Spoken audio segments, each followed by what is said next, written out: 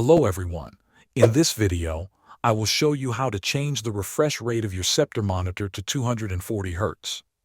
Before changing the refresh rate, first make sure your hardware supports 240 Hz. Your graphics card must support a 240 Hz output.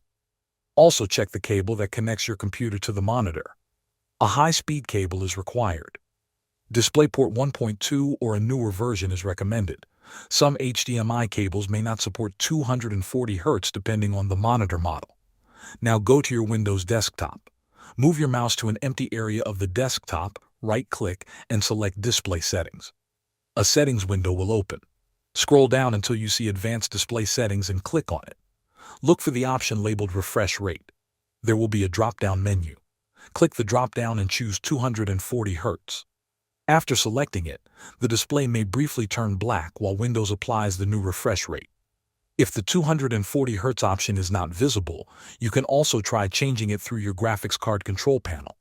If you use an NVIDIA graphics card, open the NVIDIA control panel. Go to Change Resolution. Select your Sceptre monitor and set the refresh rate to 240 Hz. Once applied, your monitor will now run at 240 Hz. Thanks for watching.